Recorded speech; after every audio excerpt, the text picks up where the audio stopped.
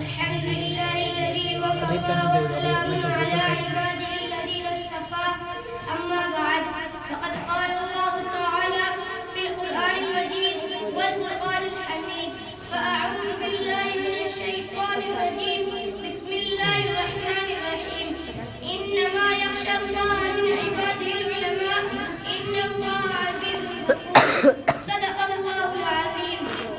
جس دور میں نظر تھی دنیا اب ہم وہ زمانہ بھول گئے. جس دور میں نظر تھی دنیا اب ہم وہ زمانہ بھول گئے. اوروں کو زمانہ یاد رہا خود ہوش میں آنا بھول گئے. منہ دیکھ لیا آئینے میں پر داغ نہ دیکھا سینے میں.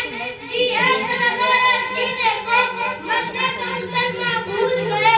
اذان تو اب بھی ہوتی ہے مسجد کی فضا میں اے لوگوں. اذان تو اب بھی ہوتی ہے مسجد کی فضا میں اے لوگوں. جس ضرب سے دل ہل جاتے تھے وہ ضرب لگا.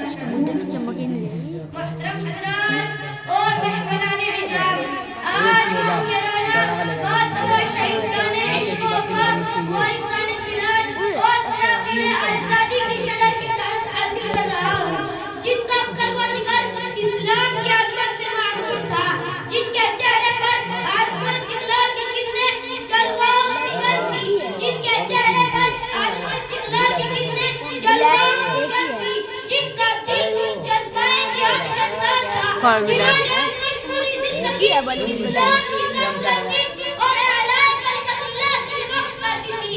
حضرات اس جمشتان عالم کا پتا پتا اور بوٹا بوٹا اس بات پر شاہد ہے کہ یہ تمام سارے فکر اور وارثان کلمت کا طبقہ ہے، جنہوں نے اپنے نازک دور میں امت کی رہنمائی اور دستگیری فرمائی ہے.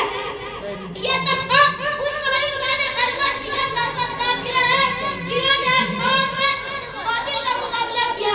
جب بھی باطل نے چیلنج دیا انہوں نے اس چیلنج کو قبول کیا اور سر بغیر میدان میں آ نکلے اور جب کر پوری بے خوفی